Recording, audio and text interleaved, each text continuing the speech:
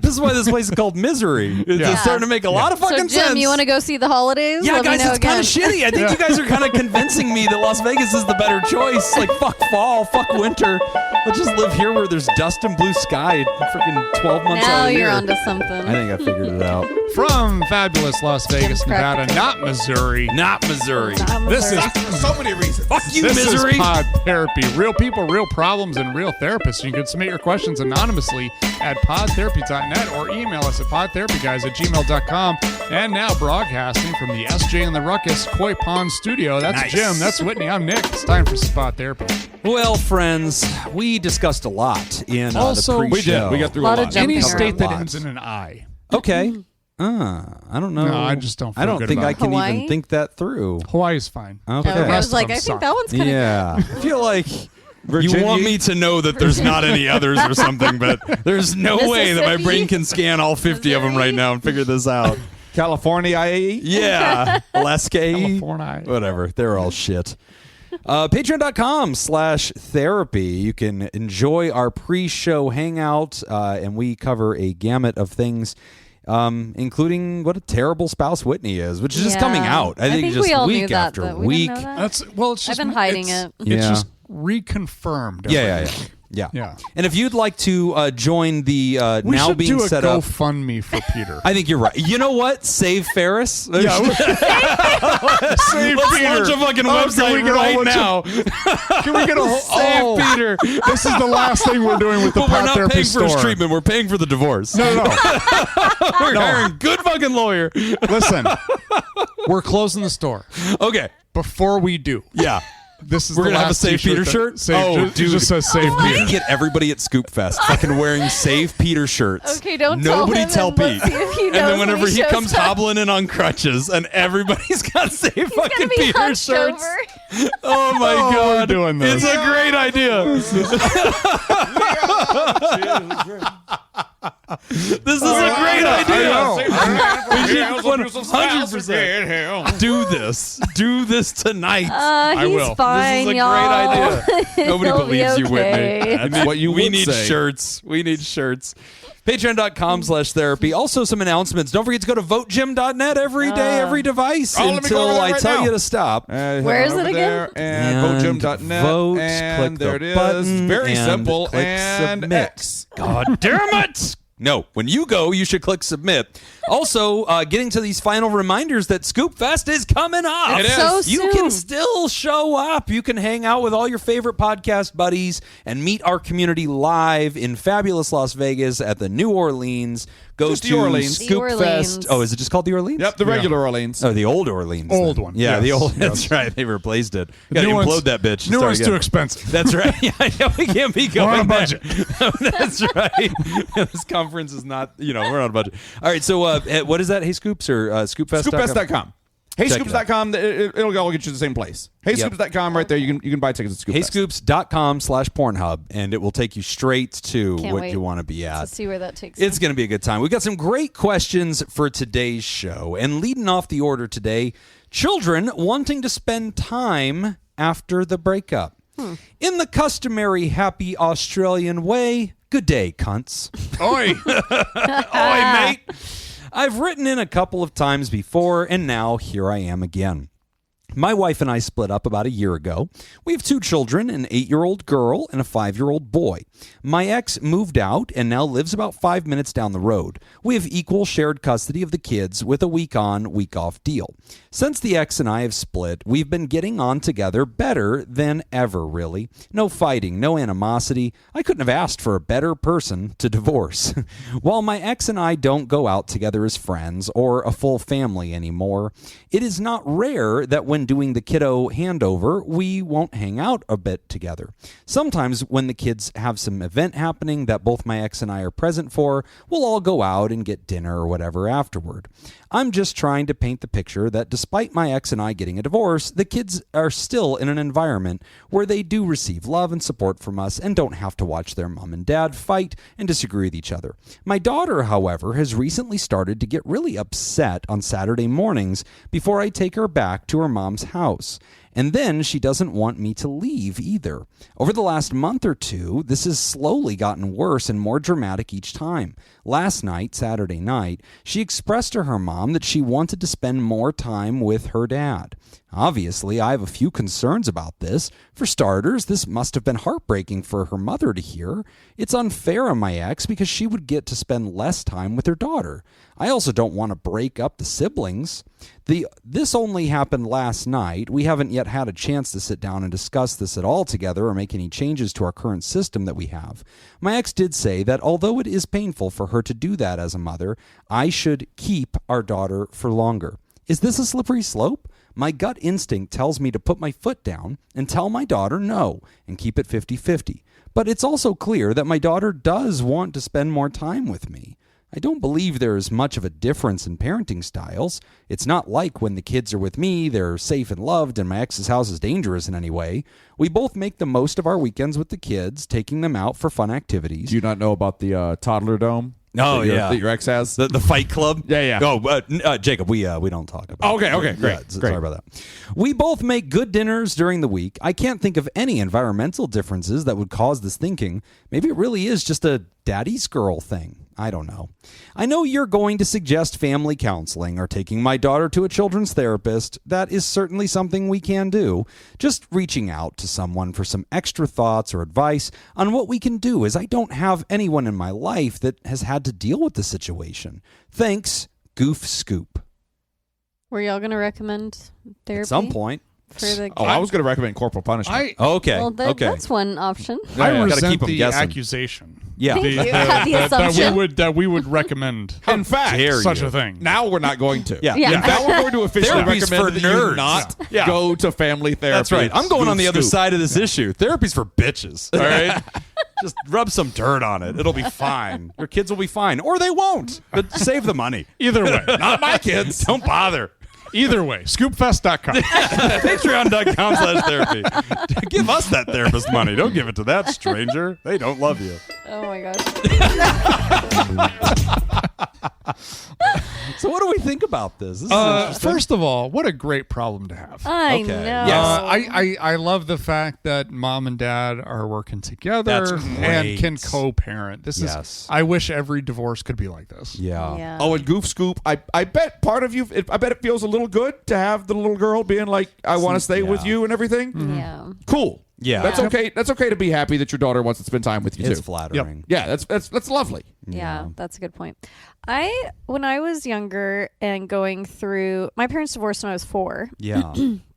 And just over that time, If there you're were. wondering, it was her fault. Yeah, Yeah, yeah, obviously. Y'all have already It seen was mine. Whitney's fault. Yeah. Which is why she has that bad girl tattoo on her waist. 4-year-old Whitney. Daddy's girl. We've seen how she treats Peter. Yeah. I know. I'd leave her ass too. Yeah. Jesus. She learned it I someplace. think the mom and the dad are like, we both put her up for adoption? I mean, fuck. Nature and nurture. At some point, it We doesn't would just matter. be happy if we could get rid of her. Don't cry. Speaking to the mic. Cry into the mic. Cry into the mic.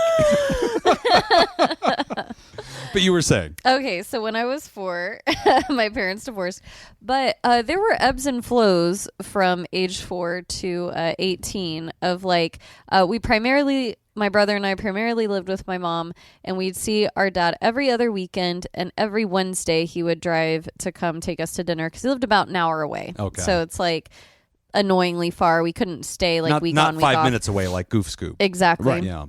So there were differences there. I do think sometimes my parents did a really good job of like, I know they had issues, but they didn't show us. And Sure. So for a young child, like you knew they didn't like just love being around each other, but there was Right. never like It seemed contention. civil. It was civil. They were yeah. friendly when they were handing you guys off. So the thing I remember is like if I ever, let's say, didn't want to go with my dad for the weekend for whatever reason, I don't even fucking remember why. It'd be like, Right. You got something I don't you wanna know. do. I just want to like watch a TV show all weekend or something, or play with Right. my Yeah. friends all weekend. Like it's not always about like I like one parent more than another. Like there's a million reasons it could be, especially at 8, because for sure under the age of 12 there were like issues like this, like oh I don't want to go this weekend or whatever. I just didn't Right. want to drive the hour. Like kids are fickle. Like Right, I don't sure. know. But I say that to say like From my perspective, I think talking to your daughter about this, like I haven't heard you really share like how much you've kind of gone to her, and not to make it like a pressure situation.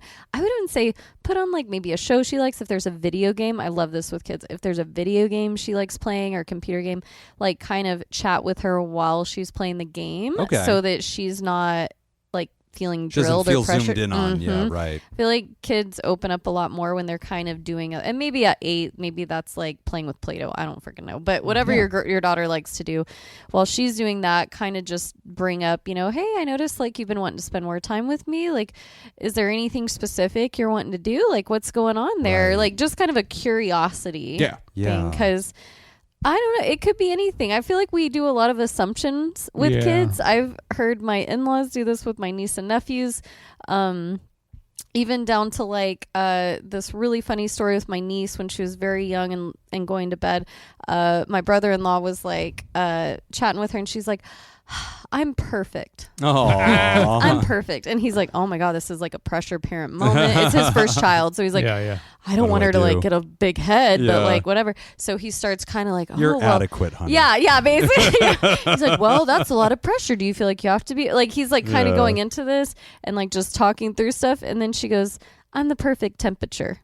Like, because she's like 3 or whatever. Yeah, I'm the perfect temperature, but she just said I'm perfect. She's trying to say I'm not too hot or cold. Exactly. And so I think we as adults are coming at these issues sometimes with adult brain. Yeah, that's a and great like, point. What is an 8-year-old thinking in that moment? I don't know. Like, what are your thoughts on arbitrary keeping it structured? And I don't want the word arbitrary to sound dismissive, but I think Goof Scoop's saying there's a part of his mind that thinks, you know what? Consistency matters. Let's enforce the rules and let's let them get used to it. And let's not accommodate, whatever flippancy or whatever, desires they have. Because this there's 2 different kids and like this starts to throw off rhythms versus let's be flexible and accommodating to a kid based on what they're going through and sort of like maneuver and like kind of this is already a big life change. Like we're getting along great. It's not something we're going to go to court over. Can we just find it within us to be flexible when that's needed? When she's 13, she might hate dad. And she might want to be around mom more, and maybe I need to accommodate that. What are your thoughts based on your lived experience of like, is it important to have structure or is it important to be accommodating? My personal opinion here, and I don't know that this is the right one, but my personal opinion is sticking with what the court says and the structure is. That's my gut reaction, because I never felt like, especially if you really believe each home is safe, there's not like a danger there. Right. That is, assuming all of that is the case. Sure. Like that is your spouse's time or ex-spouse's time with their kiddo, and I don't know. I just think they're going to be okay. Like, there is something to establishing. Because I mean, there are going to be growing pains. Yeah. I mean, this is a change. I agree with you, by the way. I think the way to go. Because I mean, my parents divorced when I was 10. Was it also Whitney's 9 or fault? 10? Certainly. Yeah. That's why she has that very bad girl tattoo on her ankle. When I was 9 years old, my parents she was ruining everybody's fucking life. Aside. Bad girl from Texas to Los Angeles, Louisiana. That girl Whitney's Trail of Destruction. Hurricane Whitney just fucking up everybody's family. Wrecking homes from Texas to Louisiana since 1972. That's right. 72. Whitney was born in 1972. SafePeter.com. SafePeter.com. I look. Buy the merch. I'll take 72. People think I look great. There is a future. He will take and lead the way.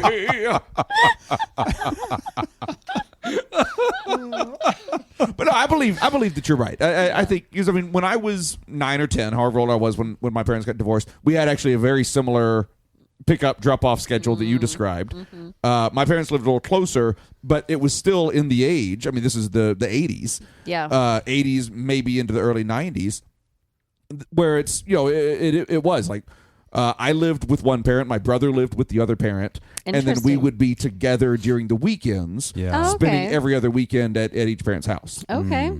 That's really interesting. Yeah, like my brother, they split us up. And on purpose? Because y'all didn't get along? Yeah, right. No, but we were 6 years, we are 5 or 6 years apart. Oh, okay. That's a big So, issue. I mean, yeah, okay. when we were kids, we didn't have that much to do with each other, honestly. Right. Yeah, like, But the structure thing, I mean, if I had had the option to make that call as a kid, and especially as like a young, pissed off teenager, Oh gosh. Yeah. like as soon as you give that option can be weaponized. Yeah, That good is so point. true. And I mean, the kid is going to weaponize that. Whether like right now, everything is happy and it's just like, I want to spend more time at dad's house. Yeah. Right. And like, I'm having fun where I am right now, so I want to continue It's having simple. fun. Right. That's it. Right. But how is the kid now? 8 and 8. 5. Yeah. Yeah, The little so- girl's the older one. She's Right. 8, So I mean, yeah. the 8-year-old doing that now, that's great. When the 8-year-old is the 12-year-old, Yeah. it's going to be different. When they're 14 or 15, it's going to be different. That's a really good point, man. I would just say establish the structure. Yeah. If there's an occasional outlier, That's it. fine. Right. But like, You I gotta wouldn't- kind of follow the rules and figure out when you can break the rules I like first. that. Yeah. Again, assuming safety is already off the table. Yes. Yeah. I do think I like that because I do think it's an important lesson to learn as a child. Yeah. Good point. That- like- I was going to say, like, you're setting Yeah. up the structure for the kid. Yeah. Yeah. Like there's going to be a lot of stuff that we don't want to do. Yeah. That's like, well, I know you enjoyed this, but it's over now. And we Right. have to go on. We have to do these other things. And at some point, that becomes, having that structure becomes a nice thing. Yeah. When the kid, maybe they have a phone now, maybe they don't, whatever. But when they look at their calendar at some point, like when their friend asks, "Do you want to do something this weekend?" Right. They go like, "Oh, I'm with my dad this weekend." Like they know. Right. Once move they around at that. least like you're solidifying that world for the kid. You're Right. setting up that structure to give the kids security. I mean, that's a huge part of it. Yeah. So I mean, yeah, I'd just go with it and just get the kid on board. Be like, this is what we're doing. Yeah. Nobody's thrilled with this. This is a compromise for all of us. But at Yeah. the same time, this is reality right now.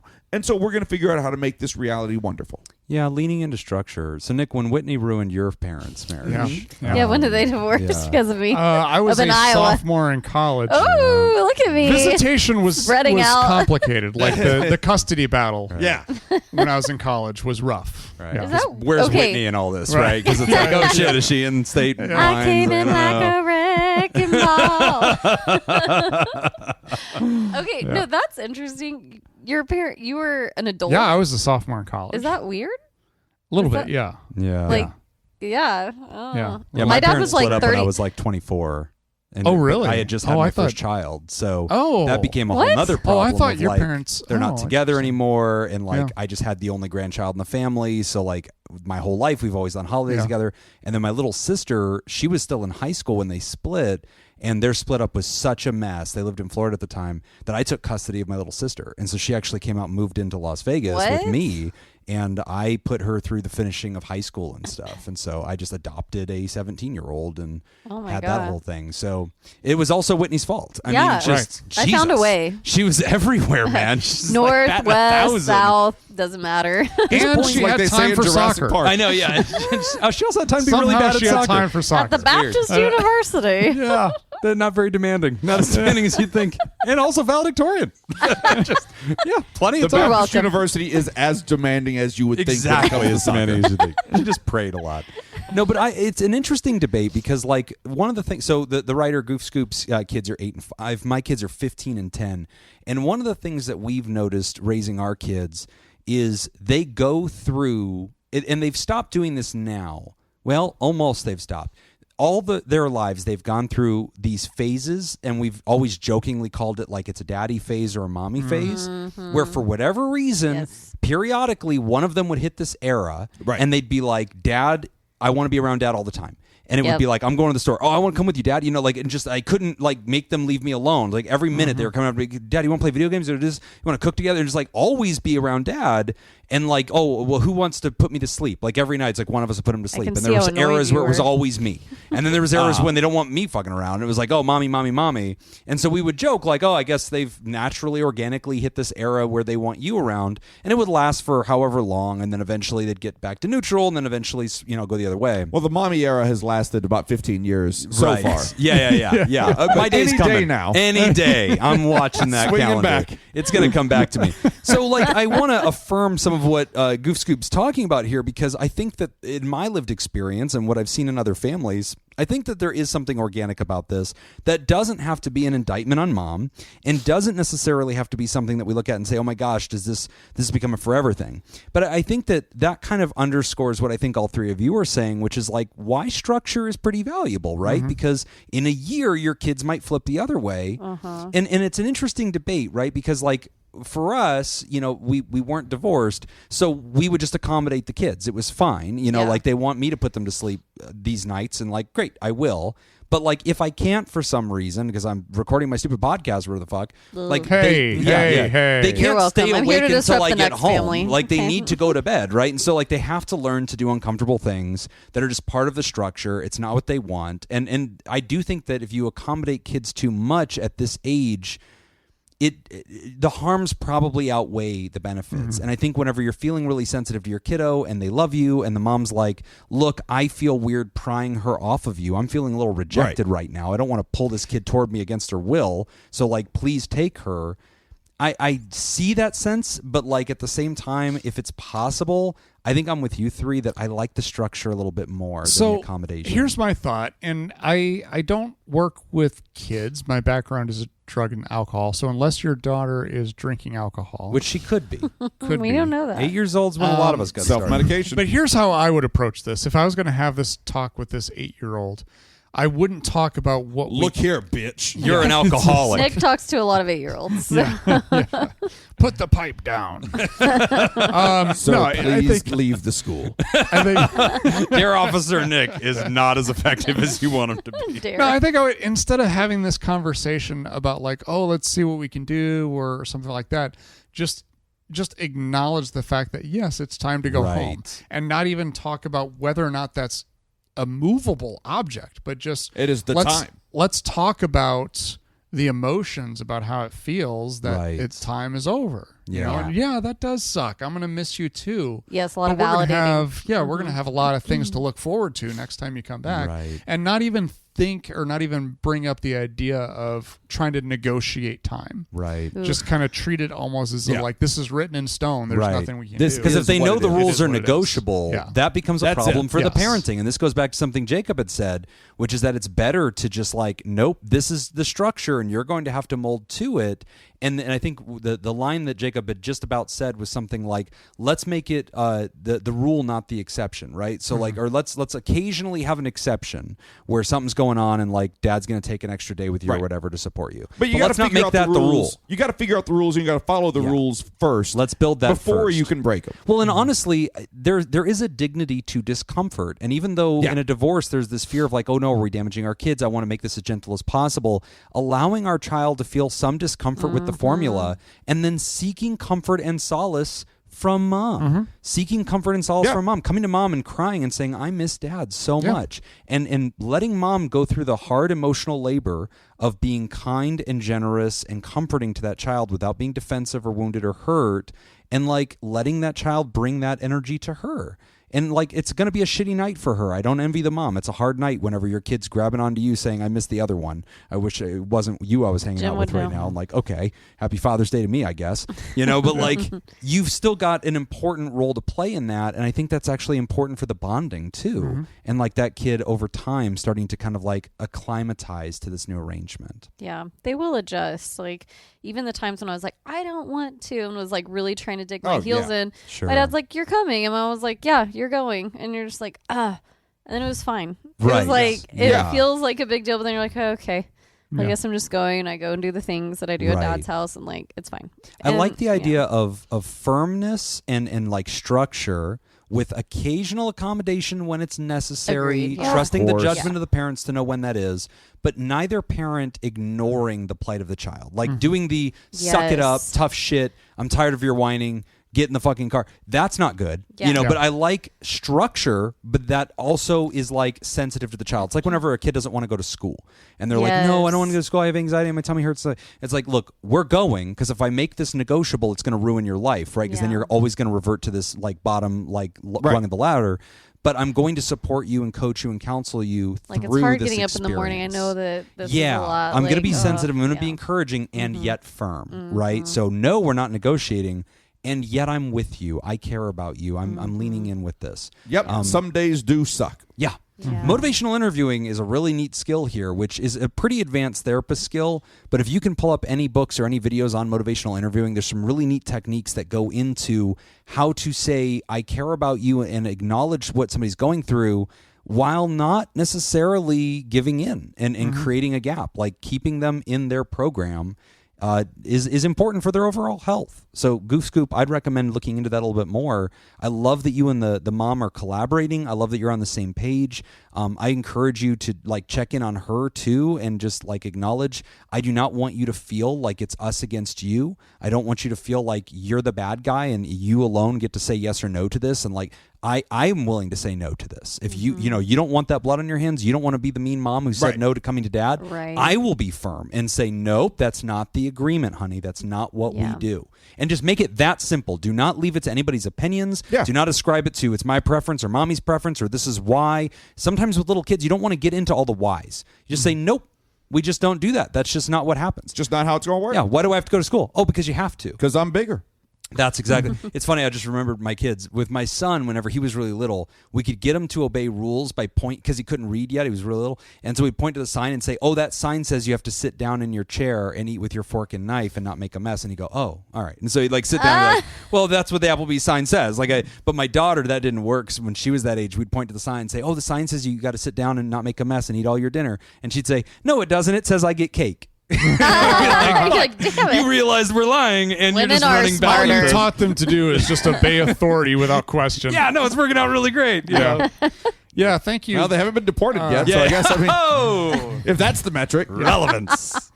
Thank you, Goof Scoop, for writing in. Yeah. Sorry.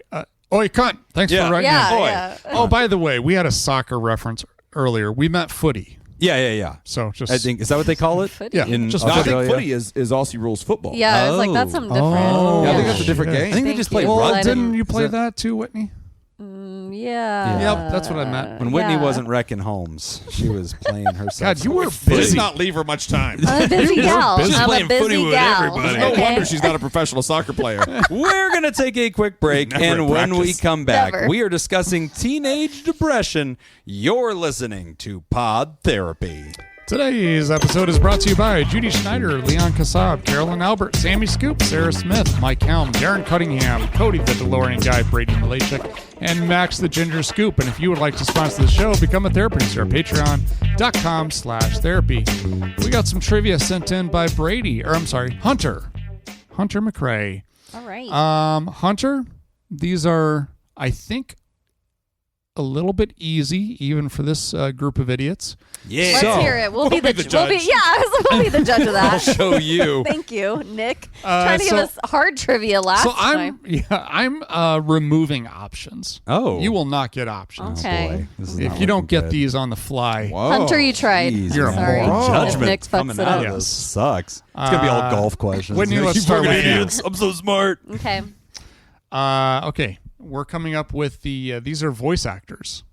I'll give you the character. You got to give me the voice actor. Oh, boy. Okay. Jeez, Okay. this is hard. No, Jim's going to ace this because he watches all the Disney movies. I don't know the actor's name. Woody from Toy Story. Oh, Tom Hanks. Got it. Tom Hanks. The Yeah. guy from Big. I knew Toy Story was going to be one of these. Everything he does is hilarious. I've got AIDS. Jacob, That's me. Darth Vader. Oh, fuck. Which one? The original star or the voiceover? Original. You stupid well, bitch. The voice was the same for all of them. Yeah. That's right. Yes. But that's Yeah, not how the they voiceover. originally recorded it. But he wants Correct. clarification. James Earl Jones. They're right, Okay. because the original one wasn't him. It's the- it's the They- guy in the they suit. dubbed over it. Yeah, Which okay. was I don't remember his name. Jesus. What? I don't know this. Some British James Earl bastard. Jones is not in the Darth Vader suit.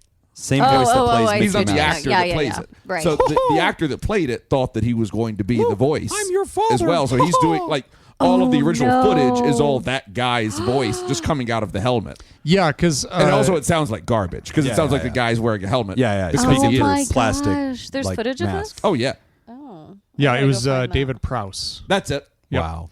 And he was told when he was filming the movie that he was going to be the Oh voice. my yeah. God. He that didn't, he didn't realize until he watched the movie Yeah. that wasn't him. Oh, that's He gonna suck to be an realized in the actor. theater Yeah. that he Wow. wasn't the voice. yeah, Poor That's rough. thing. That's so fucked up. Yeah. yeah, that's He pretty got fucked up. paid. Don't worry about him. It's still fucked He up. turned I don't out care how much just you got paid. fine. I couldn't remember his name. Ooh. Exactly. Jimmy. He might have a point. Yeah. Sonny the Robot from iRobot. Jim got a hard Christ one. almighty. Sonny the Robot. Yes. From iRobot? I know who it is, and I can picture the actor, and I can't think of his name. Yeah. Oh my He God. does a lot of voiceover, and he's done a lot of live action. He's done a lot of stuff. Is it Alan Tudyk? Yes. Oh my God. Pulled that Well one done. out. I don't Thank know you. any Whitney's of these. face I'm is just shocked. sheer shock. I don't even know that name. I've I never heard only in my know life. it because he plays Hey Hey the chicken in Moana.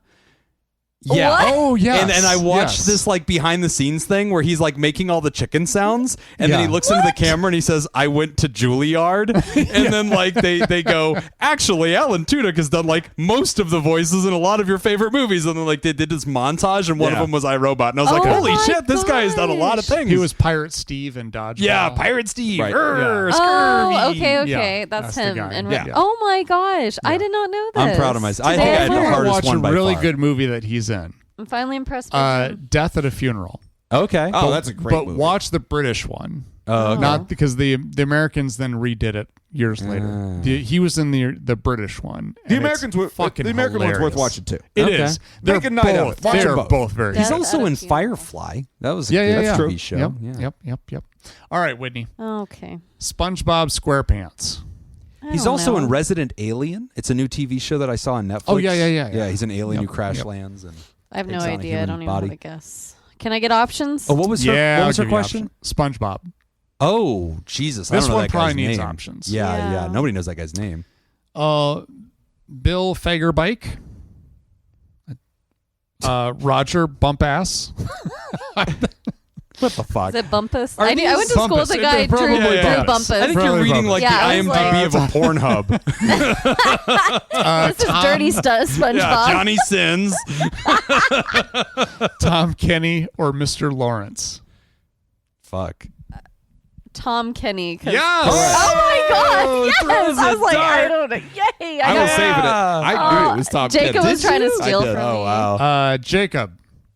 Dory from Finding Aw. Nemo. Oh. Oh my gosh, Oh, I got Jacob, you this know one. this What is one. that? Oh yeah. Just Oh, keep is that swimming. Ellen? Yeah, It is. Ellen yes. I was like, you DeGeneres. know It this. is. Oh man. All right, Jim. Here we go. Mo the bartender. The Oh, Simpsons. come the fuck on, man. You don't know this one? No. I don't Who the fuck? either. There's I no would way know like some four Simpsons voice people. actors Yeah. in the entire I show. don't know any of Are all them. the of them? same Are guy all of that them did- that Koenig? Guess one of them. It's the same Yeah. guy that did a poo.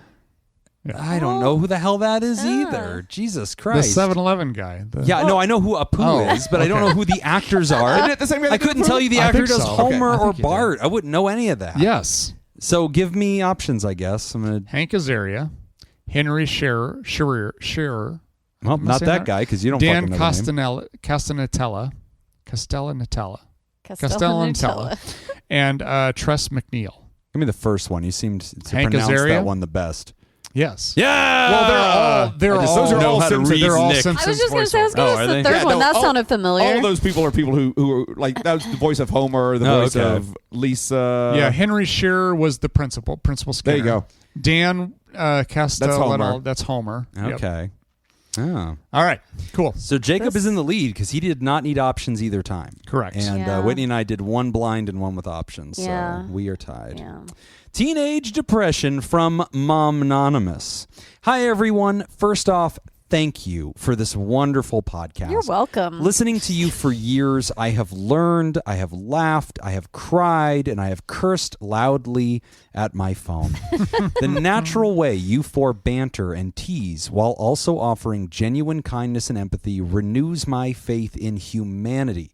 You seem like real humans, which in turn makes me feel like it's okay to be a real human too. Well, That's ask, good, ask Meta. because we Super are sweet. new, definitely real humans. I too have heartbeat. Copy, paste to iTunes. Whitney ruined my family.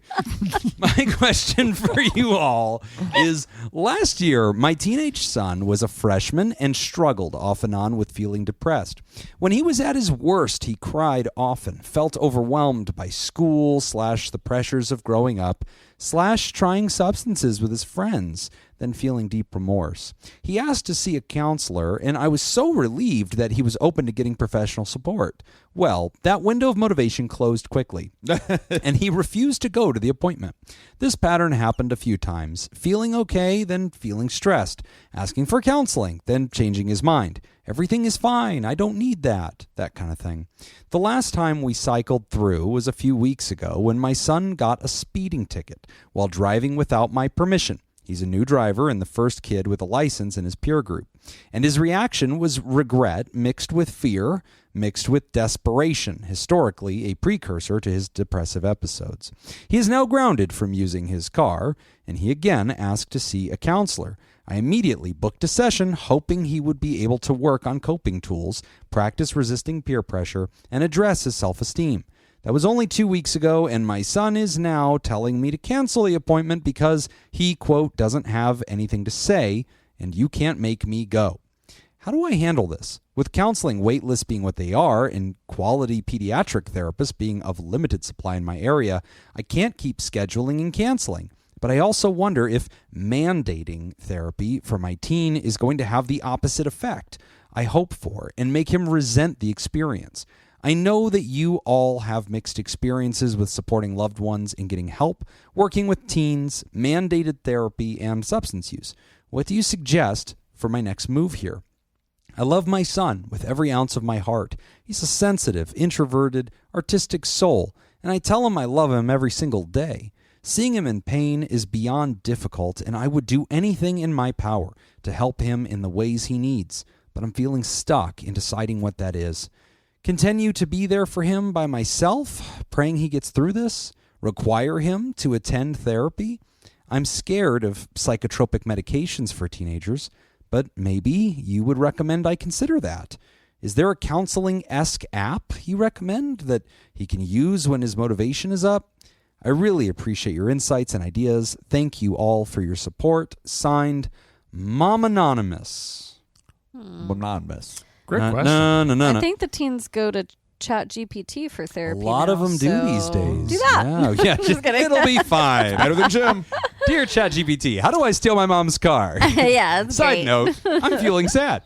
First, can we with regret. start first with scared of psychotropics? Yeah. Because this is in the news now. Before you start with that, will you remind me how old the kiddo is? He was a freshman, so he's teenagers. mid-high school. Last Let's call year, it so he's a sophomore soph- year. Driving, right. Just He's a learned sophomore, to yeah. drive. 16, 17. Probably sophomore 15, year 16. of high school. Yeah. Okay, great.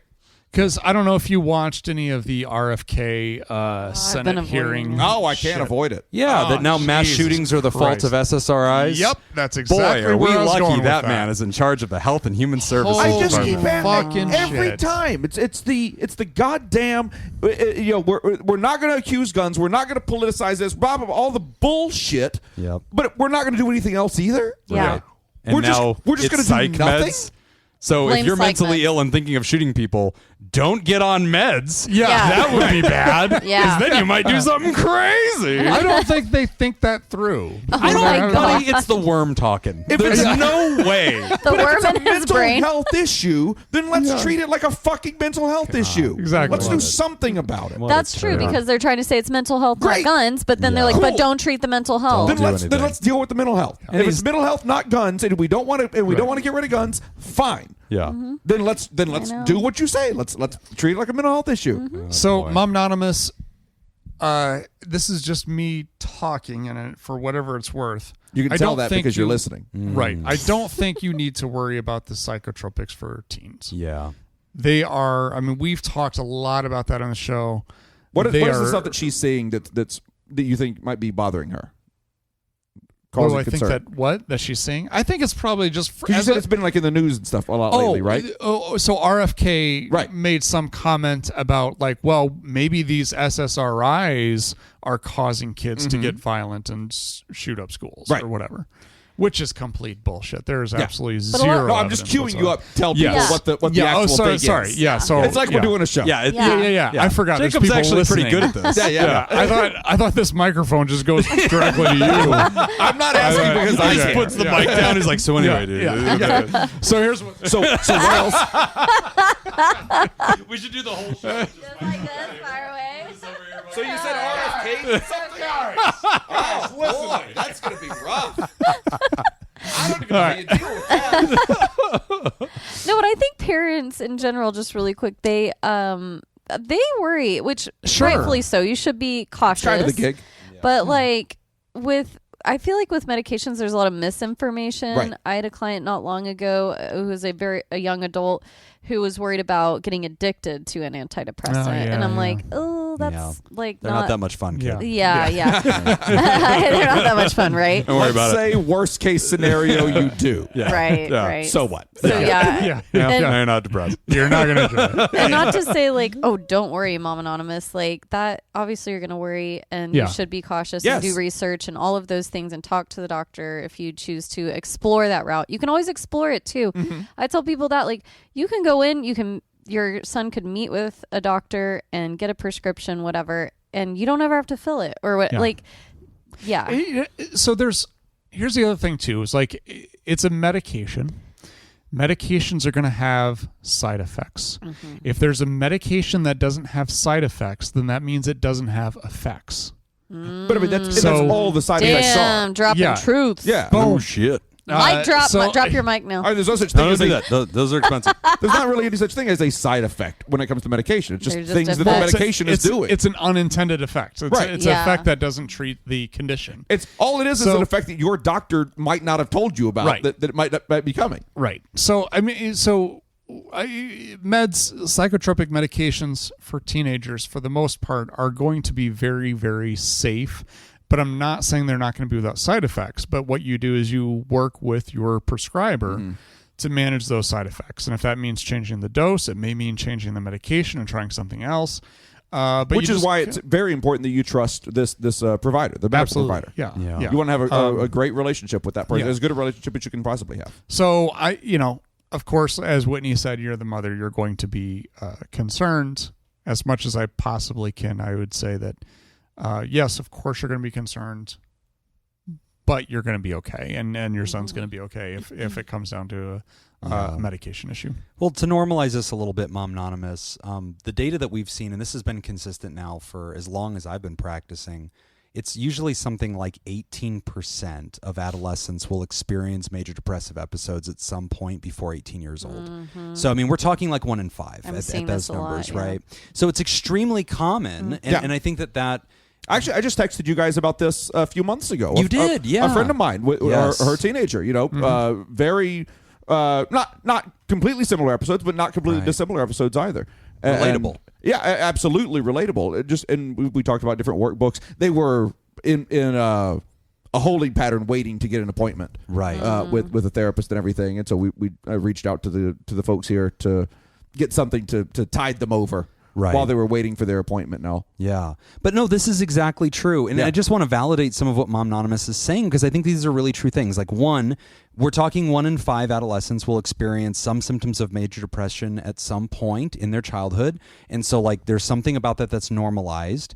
Also, what Mom says about, like, hey, I'm nervous here because, like, whenever I go to make appointments, he changes his mind. Yeah. And this is something that we've all seen a ton. I mean, all 3 of us have worked with youth. We've worked in substance abuse. We've seen lots of people who reach these rock bottom moments that they feel like, I'm ready to make a change. I can't do this anymore. I'm overwhelmed. And then they become really willing to get help, right? And like we've talked in the past about the stages of change. And so they hit this place where they're contemplative. They're aware there's a problem. They suddenly want action. They want to do something. But then that wanes really quickly. And what Mom Anonymous is saying is like, oh shit, what's wrong with my kid? And I want to validate that too, actually. That's really par for the course. And therapists are extremely used to this, especially when we work with youth. There's a lot of youth who sign up on day 1 and we're like, so why are you here? How's everything going? And they're so benign. And they're like, great, how are you? And you're like, Listen, kid. I know things. I don't know if you realize this, but I'm a therapist. People come to me because they're not on a winning streak. What's going on? Yeah. And the I've kid's got just your like, file. everything's great, everything's fine, and like you have to almost pry the truth out of them. I came to therapy because my life is so amazing. I needed to tell somebody about it. But then like you dig deeper and you find out that like, oh, there's been this pattern where like sometimes I get a little bit want to do sad. that as like an art project. Right. Oh, yeah. Just book a therapist that just tells I've them made how, a dream how wonderful Honestly, everything about is. how my dreams have already That- come true.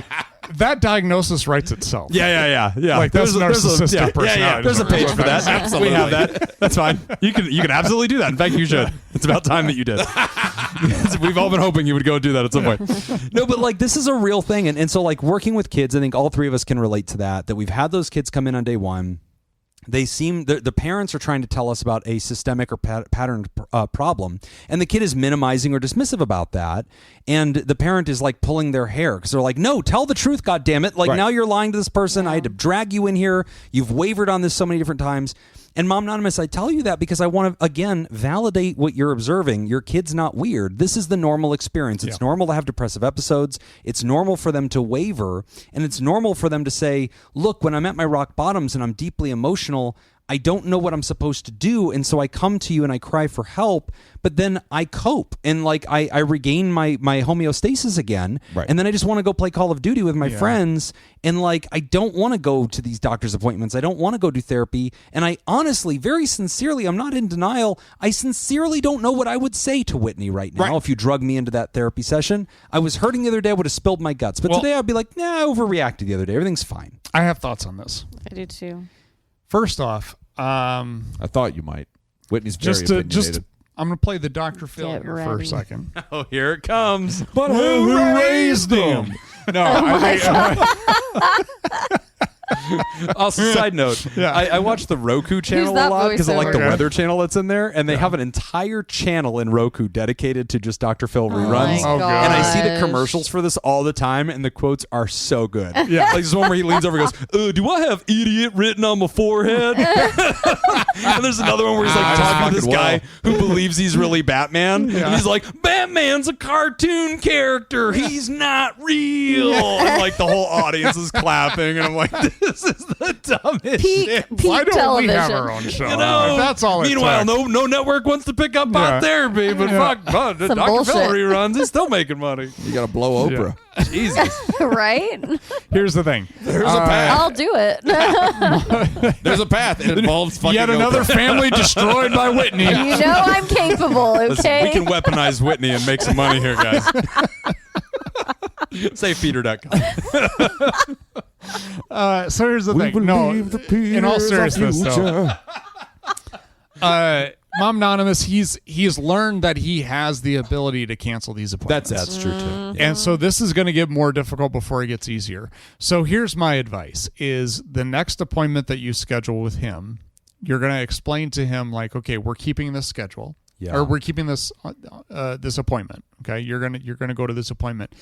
And then when he inevitably will get to that point where he's like, I'm feeling better, I don't need it, what you're going to say is, great, let's go to this appointment and talk about maintenance. Yeah.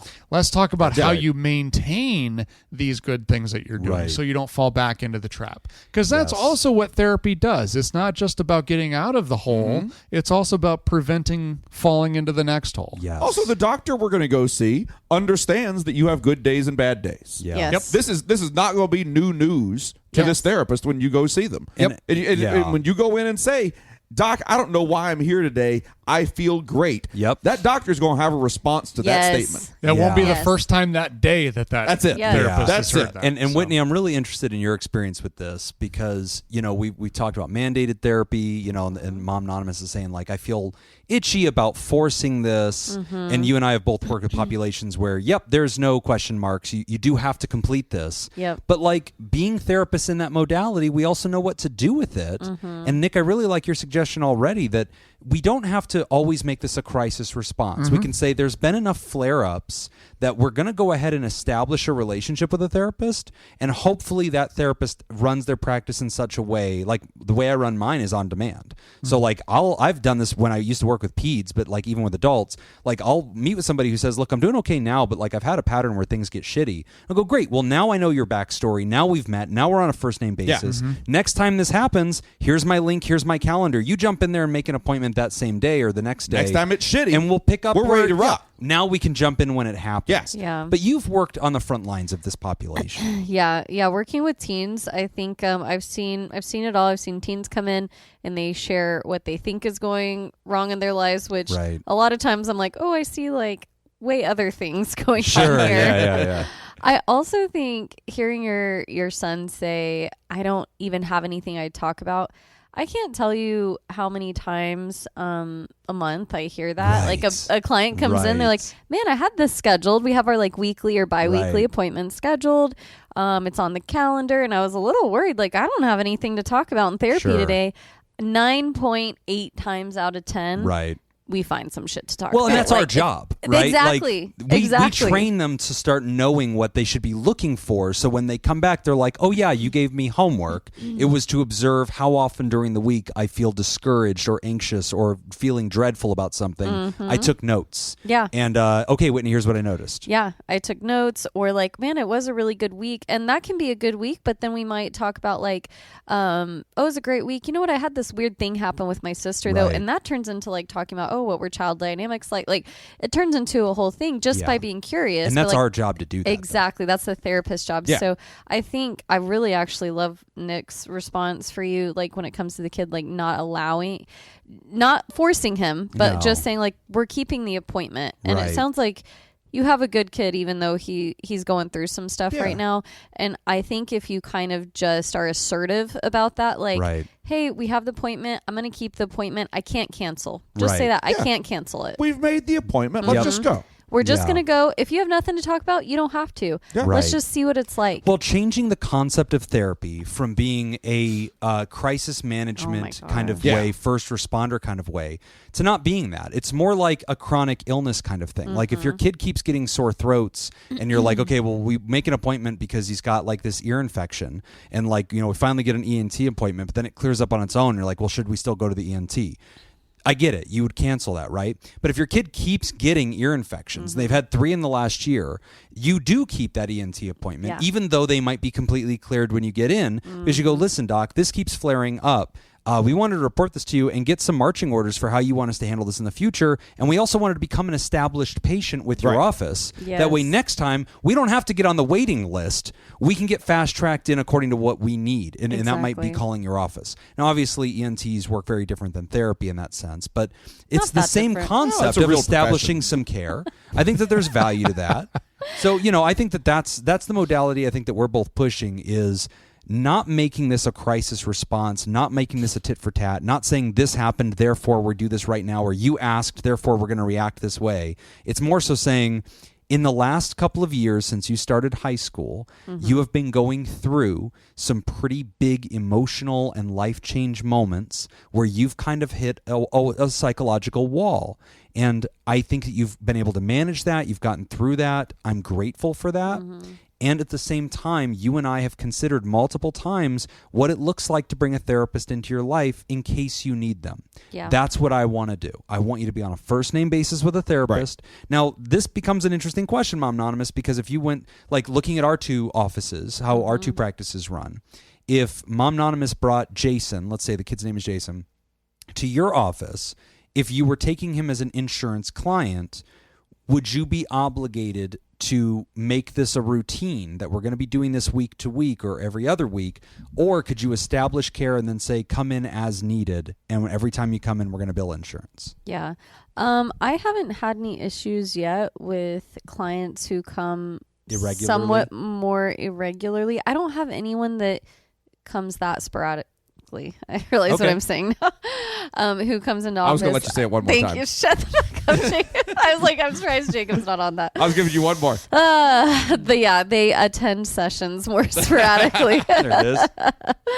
But some of that is that I don't know. I think if someone's paying out of pocket, they might just come where as needed. Attend. Well, Yeah. Maybe we use that word. Yeah, they attend sessions as Oh yeah, I needed. attended today. How many times did you attend? Don't Good worry for about your it. prostate, buddy. Keep doing that. Oh my gosh. 21 times a month. That's the goal. My. But yeah, I think that getting them on a schedule, and even if it's like, you don't want to attend session every single week, fine. Let's meet every 3 weeks. Let's meet once a month. Just I'm That's here. a good way to start We're gonna it. have the standing session. Even if you think you have nothing to talk about, still come in. Yeah. Yeah. I just want to take your emotional temperature, check in. I want to stay current with your life. And again, that is the therapist's job, to disarm the patient, put them at ease, bond with them. Hopefully you pick a good one, and that's what we're supposed to be doing. I wanted to throw out there too. I kind of heard something in the question that is a little flag for me.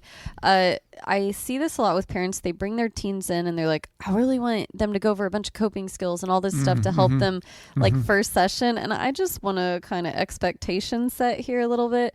My experience with teens is, sure, if they're willing to attend session and go into all their stuff or things that are bothering them, or maybe my first sessions with teens, I do meet with the parent and them for some of that time. Then the parent goes in the waiting room and I just meet with the kid for some time to see what they say. So the kid hears what the parent is saying. And so the parent's going to come in and say, oh, well, yeah, they're having these breakdowns. They're having this. So the kid knows I'm going to ask about that. Right. Yeah. But I just want to expectations set and let you know that very rarely am I just throwing a bunch of coping skills out just like day one. It's a lot of rapport building and information gathering and like getting the kid to trust me and know this is like kind of a chill space so they don't feel that pressure. Teens are very sensitive to that pressure. I think, like the spotlight on them, and they don't want that. Yeah, no, I agree completely. I think all of us are in harmony saying we don't want to see this yo-yo thing continue. We do want to see a follow through. There is a way to do that. You are correct that if we continue to do okay, are you sure you need this or you don't, your child's going to misunderstand what therapy is and start to think of it as urgent care or an ER. And that's really not what it is. When you keep having habitually these low moments, we want to get involved in this child's life to become preventative of the next one. That's what we're here to do. Right. And if you ever do hit rock bottom again, now it's very easy to set up an appointment with us, and you're not introducing yourself to Nick for the first time. You're coming like, hey, Nick, we've met 2 or 3 times.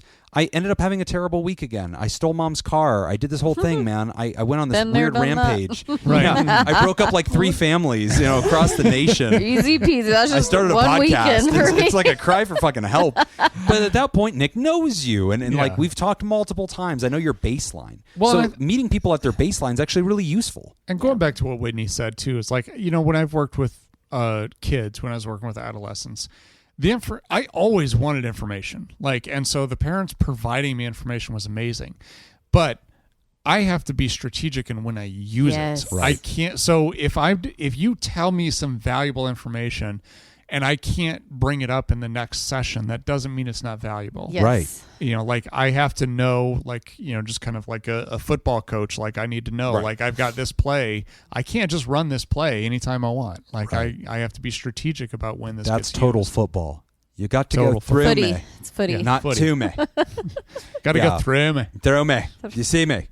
No, Guys, but it's all poopy. Yeah, coming back to the psychotropic meds, at the end of the day, we refer you to the counselor, right? So, we want a licensed professional in your state to meet with your son and to evaluate their needs based on that and to make recommendations. That's what each of us does. And then they will connect you to your physician and in your state follow the prescriptions that are needed there. Don't jump ahead of that and just go straight into a doctor's office and say, look, if you read a doctor the same letter that you just read to us, I think that they would also be sort of I'm not sure what your child needs. And they would probably say, I'd really like them to actually get to know a counselor and like let that counselor make real recommendations based on true patterns. So I would recommend starting there. If you could just set up that therapy appointment and say, look, this isn't about being responsive to a crisis. It's about there being a pattern in your life. And I just want you to have somebody throughout high school that if you ever need them, you've met them, we're cool. And then working with that practice to say, what are your policies? How flexible can you be? I don't want to create like an every week thing. I think that's too much. If they're a pediatric specialist or they bill themselves as somebody who knows how to work with adolescents, they're used to this. Okay. So just shop around, ask questions. A lot of practices are very accommodating. And worst case, if you find a practice that doesn't take insurance, it might still add up to the exact same amount of money. If your copay is $20 a week or per session and you were to go back-to-back sessions for 2 months, that's going to add up to the same intermittent sessions that you're going to do for your kid just paying out of pocket. Yeah. And that will be more effective because it'll match what your kid wanted to do. Yes. So like in the end of the day, the kind of thing you're looking for, you pretty much can shop any house you want because all the practices are going to be able to accommodate you one way or the other. One last thing on the drugs. I mean, your kiddo is a teenager. Yeah. So, I mean, chemically, there are things in your kid's brain that I don't fucking understand at all, but I know shit's changing. Yeah. And like chemically shit is changing. Right. So, I mean, don't write off the other chemicals. Don't write off the drugs and everything. Let the doctor have that full toolbox to work with. Yeah. And, you know, just a quick PSA for all listeners. If you're out there and you have a teenager and, you know, they admit... They're crazy. If they admit or they have been caught using substances, it is very tempting to believe them when they say this is the first and only time. That is almost never true. Yeah. Oh, that is never in the history of not just teenagers, of anyone saying that. Yeah. Oh, yeah. Anytime somebody came in for their first offense, DUI, and it's like, this is the first time. This is the first time I ever drank and drove. Yeah, I actually have never had alcohol before. You know, it was Rumma-Springa, and you know, I just decided to try something new. Like my mom tells, this is a very low stakes thing, but my mom claims that she has never smoked a cigarette in her life. Mm-hmm. I don't believe that statement for a single second. No. Yeah, because I'm like, people don't talk about that shit if they've actually never done it. Right. You sound like somebody that smoked a lot of cigarettes. Right. That's not what somebody who actually never. hasn't smoked says. And Whitney has never broken up a family. That's right. Yeah, not just one, man. She breaks them up by the dozen. But no, Ryder, and to anybody out there with kiddos, I just bring it up because I think for a lot they of call parents... her Quattro because that's how old she was when they broke up the first one. we want to be lulled back to sleep with the belief That's that... the first teardrop tattoo she got. Jesus Christ. That was the first bad girl tat? Yeah. They just each are a superlative. Quattro. Very bad girl. It's the worst girl. season. She gets a helmet sticker for each family. Do I name which age for each of them? I broke up only She 26. gets a contract bonus. How many sacks she gets. No, but, you know, I just want to say that for anybody out there with kiddos, just it's one of those things that we want to lull ourselves back to sleep and believing that they are not experimenting, they're not doing these things. And this is yet again another reason why I think I really want to get them connected to that therapist, because the therapist can come in with some rules and say, look, there's some privacy rules here. You can confide in me about some stuff.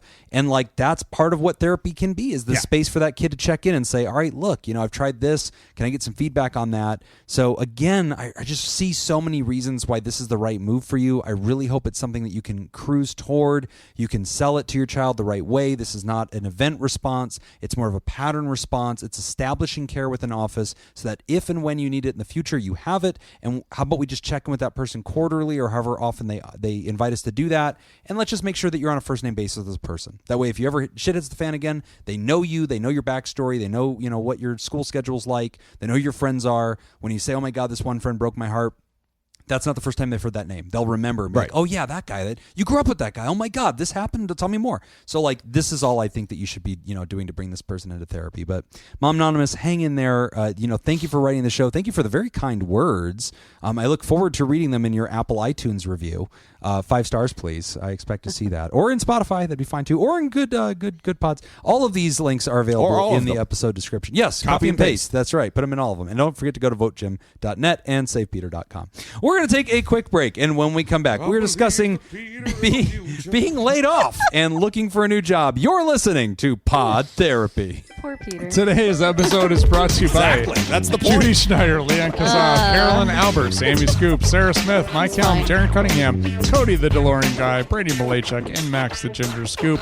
And if you'd like to sponsor the show, become a therapy producer at patreon.com/. I'm imagining like it's the Hurricane Katrina aid, and there's a Kanye West figure somewhere that's just like, Whitney hates Peters. Tricked Like him we're all into like, marrying oh me. shit, he said the Through thing out threats. loud. A lot of threats involved. Mike Myers looks really confused. Yeah. Oh no, god damn. All right, Whitney. Here we go. Okay. Bart Simpson This from game sucks. Shit. The Simpsons.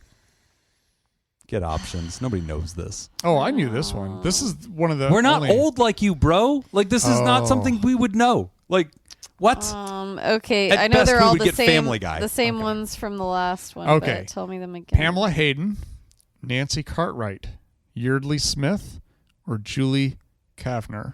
Julie.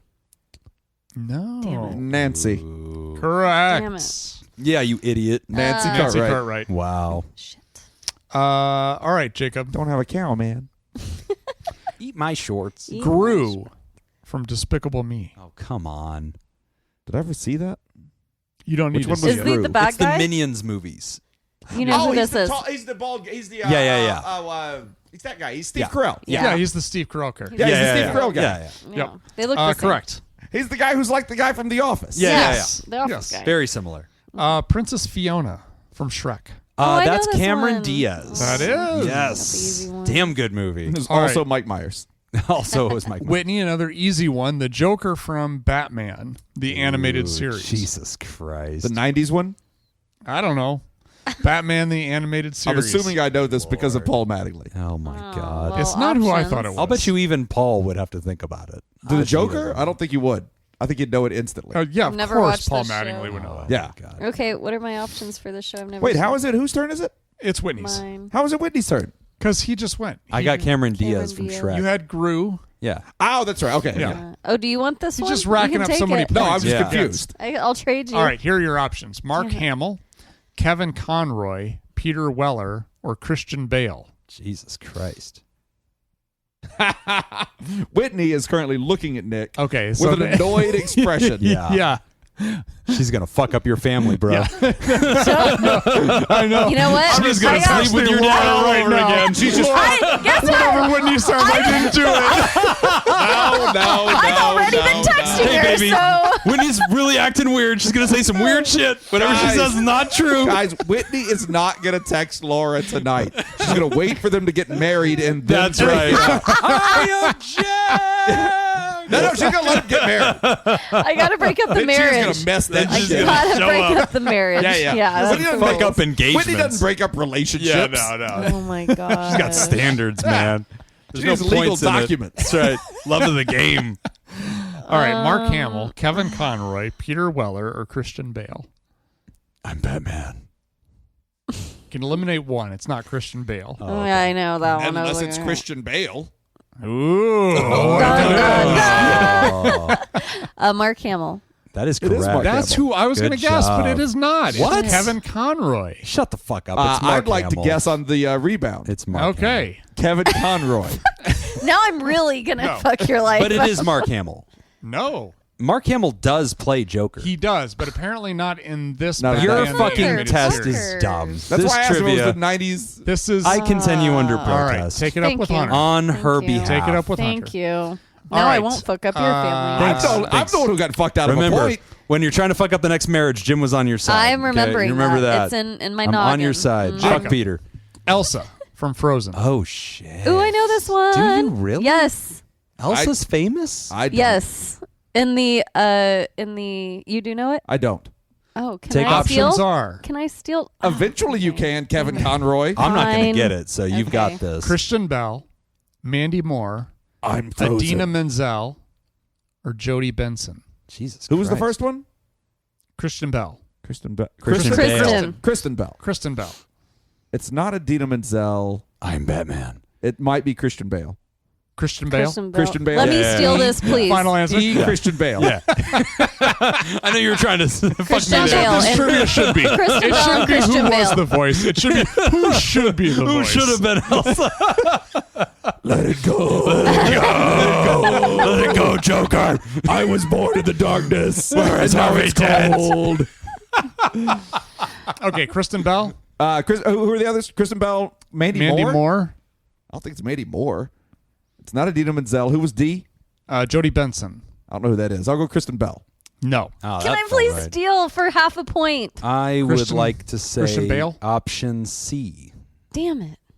Yes. It's not Idina Idina Menzel. It's Idina Menzel. Is that a Idina famous Menzel? person? Yes, that's why. How it's is she independently famous from this role? Wicked. She did- She's the originated original Wicked. Oh, okay. I don't know that. Elphaba. That's where she got famous. I only was know Wicked. that the guy Sven, is it Sven or Sven the reindeer? Is that Christian Bale? Kristoff That's Christian in Bale. Frozen I'm is the the king reindeer. in Hamilton. I Wait, know say that again. What? Oh. the- Okay. Kristoff, the boyfriend in Frozen, In what Hamilton? he's the king in Hamilton, the original cast. Oh, that that's guy. like the- He's the also one you in could see. Mindhunters. Oh, okay. That show is so good if you haven't Yeah. seen All it. right, That's Jim. why he sings in the second Frozen, because they didn't know he could sing in the first one. Oh, And then they saw him really? in Hamilton. Oh, They were funny. like, the They fuck? didn't know you could sing? Oh They didn't my know. God. He just had him as a voice guy. They're like, oh, shit. So they gave him like a ballad to sing in the second one. Optimus Prime from the Transformers Jesus. animated series. And I guess from the movies as well. Buzz. It was- Do you know it? I just know it. I'll let I him know have it too. Let him take it. Go.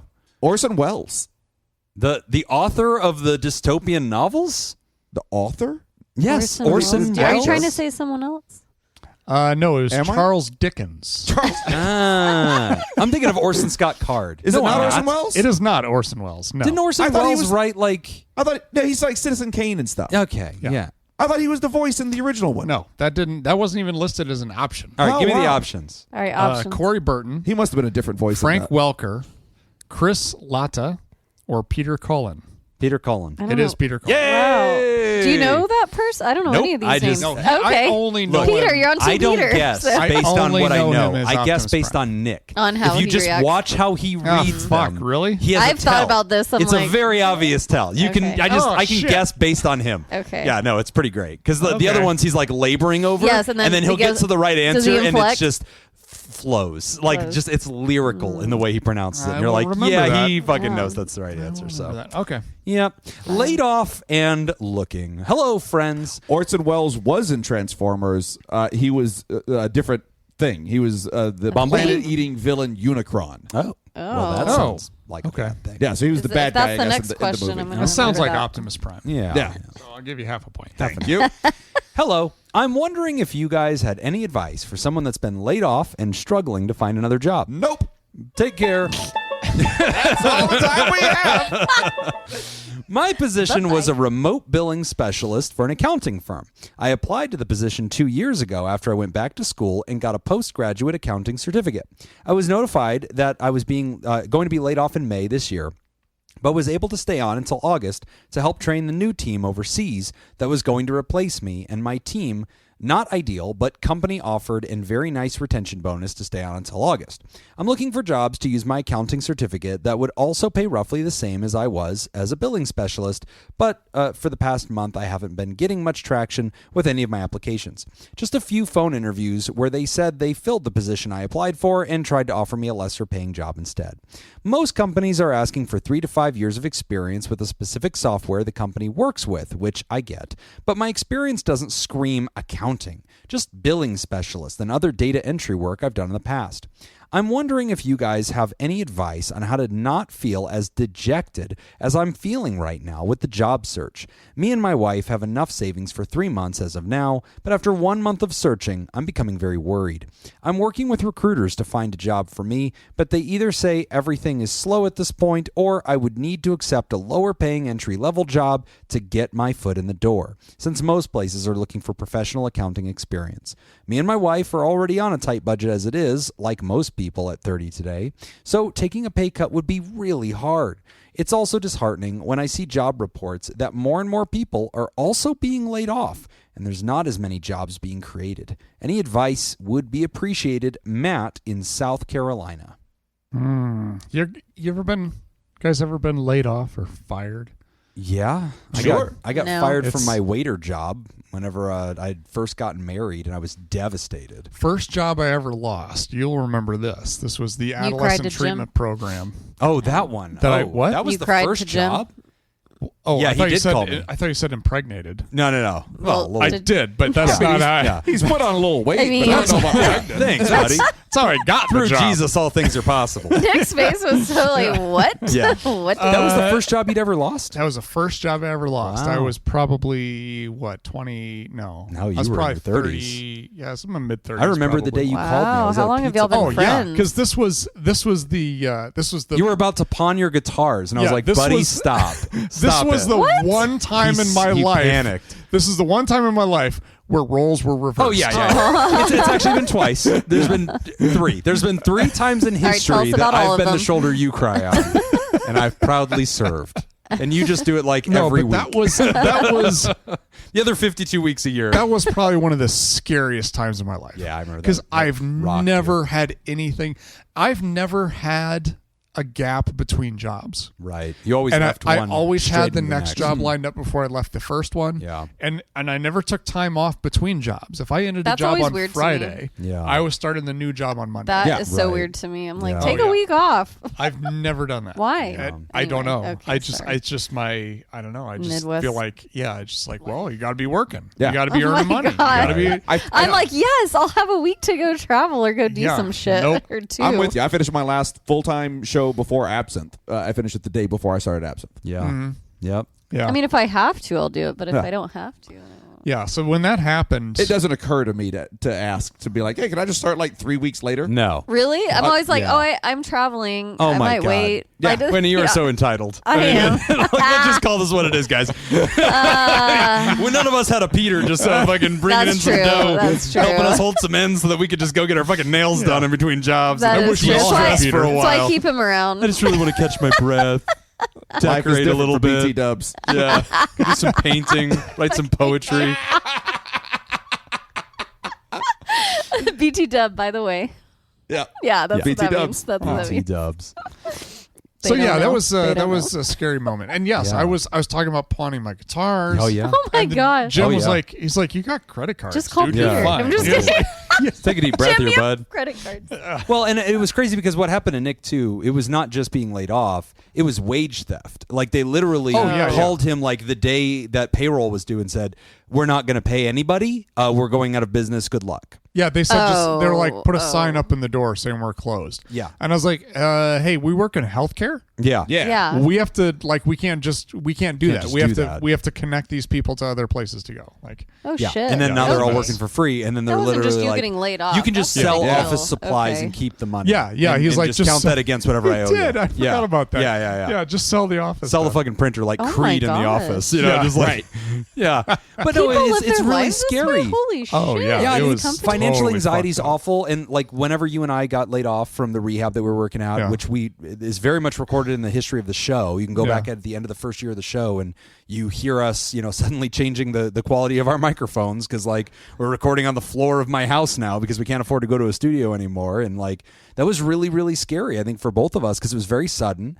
And like financial That anxiety is wasn't as horrifying. bad for me. Yeah, because you Because did have another gig pretty Yeah, quickly. like I had a job before I got to my car. Right. Like, yeah. but the other thing though too is like having gone through it once before, right. and then knowing that like I had this other job, I was like, yeah, fuck, I'll go. I don't care. Oh yeah, dude. Yeah, it For did- me, it was devastating, and Yeah. I've lost other jobs in history, but like I get what the writer's talking about. Like it is Mm-hmm. such an existential fear, especially if you've ever lived impoverished. Like if you've ever been touched by poverty, like it really is traumatic. And What's like, his name? Poverty. Is, Oh, yeah. oh, sorry, I you might know him as misunderstood. Pablo. Yeah, he's a really nice guy. I thought you said impregnated Jim. Yeah. You know the clown? Yeah. But no, it is. Yeah. It's terrifying. It is a traumatic experience all inside of itself. And so, like, Matt, I resonate with this because I know for me, if I'm out of work, like I am panicking from day one. Like it doesn't matter how much savings I have, I am absolutely hair on fire. And the last time I lost a job in 2018, I went through months of searching and applying to every place. And it was really hard because like I relate to Matt in this way because I had gotten to a place where I was in a leadership role at a rehab. There's not that many other programs in our city and state, and all those programs have a leader, right? And so like you can't call and ask if you could take that person's job. So like you're waiting for one of those places to have But an you can opening. ask. Yeah. So I certainly did. I certainly like put my So name he out into did? all the places I could to No like one let thinks people that he know it did. was available. And some places were like having conversations with me, but basically every place was saying, look, we can bring you in as a regular therapist. Yeah. We can bring you in at a lower level. Yeah. But like that was really hard for me to consider because at the time I was like, but I'm scared that if I do that, if I go back down the ladder, I'm delegitimizing myself so that I won't be considered for future roles in leadership because it'll seem like that must have been a fluke. Like I had that job, I was fired from that job, and I went back to what is correct for me, which is just a therapist. So I feel for Matt that fear, and also like thinking, hey, look, I've earned at a certain level. That's what my family's used to. That's what my bills look like. I don't want to climb back down that ladder because like I don't know that that's sustainable either. So like I guess I'm relating to a lot of what Matt's saying here. I know the way that I solved this, Matt, is like for me, I took a kitchen sink approach in the beginning. First, I tried to apply for everything. When I wasn't getting hits after like a month of that, he sold his kitchen sink. I sold my kitchen sink. I sold but mixed not guitars. the guitars. But I took an attitude of like, look, I am willing to do all things that are ultimately for the purpose of survival. So like I took a job as a part-time therapist out in Hawthorne, Nevada, where I was like driving out there. Remember that on weekends? Oh my. And I was launching my private practice simultaneously. I was doing contract work. I was taking like any side gigs I could, and then I tried to start my own practice in the meantime, and ultimately that started picking up, and I got to a place where I didn't have to accept job offers that started rolling in later, and I actually turned down some because I felt like it's time for me to bet on myself and build my own program. But, you know, like I guess I take this opinion, Matt, of like taking anything and not letting those things define you. Yeah. Like if you have to take a lesser paying job, keep the job search going. Yeah. Just do this also. And then you could just not put it on your fucking LinkedIn or not put it on your resume. Yeah. Like there's no way for them to like call the IRS and be like, who else gave this guy money? Yeah. Like you could just not tell people. Also, there is something worth looking into with these places that do want you to take a job down the ranks a little bit. If you look into them through the recruiter or anything like that and see how often they promote from within, Right. then it might, like there might be some cases, I'm just saying, that it might might be the actually path. be worth getting that foot in the door. Right. The other silver lining to that too is that they know that you may not stick around. Yeah. You know, like if you were the director of a program in this particular example, right, and then you got hired as a therapist. If I'm the person hiring as a therapist, I know Jim might be here for a few months. Yep, he's going to be here for a few months till he finds, And that's a new director's problem a spot. lot of Yeah. people face, which is like the overqualified problem. Where Oh, they're that told, is a we can't problem, hire you because too. you're overqualified. And what the code Yeah. behind that is, we don't think you'll stay. And we Yes. want to find a good candidate who this is a great career for them. Yep. Right. And like you're overqualified. So if they're offering Matt these jobs, I think it's great because like you could get your foot in the door. Right. Yeah. I think you still furiously Look at them apply seriously. everywhere. Yeah, But look at- this but take extends them your seriously savings. and look at them. Yeah, it extends that 3-month savings. That's the way you got to look That's at it. it. It just buys you 2 more months on top of that to continue a good quality search to really find something Find the that you perfect like. one. Yeah, and also it sounds like you might kind of need for your resume a little more of that hands-on It experience. does sound like they're not Like, noticing it. Yeah. Yeah, if you're mostly doing just like bookkeeping and not specifically accounting or whatever it was Right, you're yeah. specifically trained in, like then you might need to show a Because he said little he doesn't experience. have like the correct accreditation or something. Yeah, the experience looks have the like right the piece of lower paper. level. Yeah. And so he's trying to appeal and say, no, I've touched that higher level. Right. And they're I have like, that's fine, but certifications. that's recent. And the bulk of your experience Sure. is the lower level. So we want you to do that. Yeah, they're looking for people with experience in a specific type of software. But yeah, I whatever. mean, finding places that have growth potential, that's not nothing. And I mean, Yeah. that is long-term planning. And I Right. hate that I have to suggest this because you're right, or like most MLM. people. What? Oh, Yeah, multi-level MLMs. marketing. Yeah. You know, To sell some lotion. yeah. Have you ever heard of this washing up liquid? Yeah, there you go. Let me Can ask I you interest something. you? Do you want to be your own boss? Do you have 2 friends? Do those friends have 2 friends? You're You gonna. can be your own boss. It's You time could be to a- bet on yourself, Matt. You can run your own company. Oh, can It's we your start own a pod business. therapy pyramid scheme where it's like it's just start your own podcast? Patreon.com/therapy. I thought that's what Save Peter was. That's right. It's just a pyramid scheme. Yeah, it's just a pyramid scheme. If you save Peter, then we'll help you. We're not really going to save Peter. No, we're keeping all the money. How could we? He's a Whitney lost is so cause. good at tearing people apart. Nobody can I save will me. never It stop. would be the epitome of just we're not that good. Yeah, that's We're fine. simply not that good. Yeah. We're not that conceited to think that we are. Right. Oh my gosh, I forgot what I was saying before that. But I like the idea Sorry. that Fuck you, Peter. Yeah, But no, that's all there I is something to be care said about. that sometimes you're at a company that elevates you a little bit. Like Oh. at that company, I was elevated a little bit further than I should have been. I suddenly had a big title that was a little out of step with reality. And so I wanted to leverage that title to try to get into another role of equivalent level. Right. And like I had to belly up that wasn't normal. Like I needed to go back down and kind of get back into being a therapist again. And ultimately I was able to do that in a sustainable way. But don't be afraid to do that. Yeah, okay, I remembered what I was saying. And it kind of goes in hand with what Jim was saying earlier with throwing his kitchen sink at things. So I think that, like, even if you start to worry about finances, I like what you said, Jim, how taking the lower paying job just extends the savings. Right. But also, I think this is really common nowadays, and I hate that it's common, but that is that you might have to take on a little side hustle Sure. or something Oh, for now. and Like, I hate that that's true. But I yeah. know, I hate it. I fucking hate But it. that's Everyone's like, the work kitchen 2 or sink 3 mentality. jobs. I was Yeah. working 4 different therapy jobs. Yeah. Even if it's not, like, I'm talking even if it's fucking DoorDash. Like, Right. I mean, Whatever you gotta do. whatever it takes to get what you need that will better yourself later on. Like, Right. you getting that experience at a lower paying job right now sounds like it will benefit you eventually. It's just going to Yeah. be really hard. People like are you said. scared to do that because they think like it stains their reputation or like it causes them to now not be that true professional. Oh, see, I don't think that's it. I you think, get to hide that I shit. think they're afraid of getting stuck in it. That's probably true too. Yeah. Because I know that's what I do when I'm out looking for gigs and everything. If I see a lower thing that I can just get, Okay. I go, I might get stuck there. Oh, okay. You get in there and then that'd be it. Yeah. Like, you wouldn't be able to Yeah. crawl back out of that. That's again. right. But I feel like there's truth to that in some ways because, like, for you, it's all show business. So if you take a role that's at a lesser role, there's almost no way to hide that you're doing that. Like, your professional network is going to find out because it's a small city and it's show business. That's true. And you part of taking a gig is to advertise it to your network and bring in support. But I mean, whereas if you're driving for DoorDash, nobody needs to know that. Like, Have you heard what Exactly. Jacob Smith is doing now? yeah. It's gross. It's an MLM. Ever since he took that burlesque gig, I feel like he's just going to stick with it. I mean, you know? if you want to do the Gonna get burlesque trapped there. gig, that's fine, but with the donkey? Yeah. It's got pasties on. Yeah. It's legal. A donkey with we cleared it with Peter. Where are the It's pasties? fine. Don't I? He's fine. Fair. Don't I I? don't So wanna I think know. we're all on the same page of taking like an aggressive, do what it takes, survival kind of mode. And it's But look, temporary. it's temporary, but like I also just want, and this is where I can easily get really dystopian. But like the series I'm doing on AI, a lot of the research I'm doing into AI is talking about like a lot of these white collar jobs, like accounting and stuff like Right. that. They are getting a reduction in force because this thing that thinks can kind of do some of the auditing, and maybe it isn't trusted to do it all by itself, but it can facilitate another professional doing twice as much. Yeah. Right. And so like putting some things on auto and then double checking it afterward. So I think that we're seeing a lot of industries that are going to be paring back and trimming in some ways. That's not a dire forecast, Matt. You're going to find something.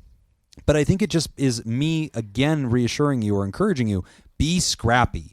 Gotta Be ebb and hard to flow. kill. Like, go find other things. Like, get multiple sources of revenue, start an OnlyFans, dance with donkeys, do whatever it takes, and then don't advertise that shit. It just extends your savings account so that you can continue to shop for a really good job.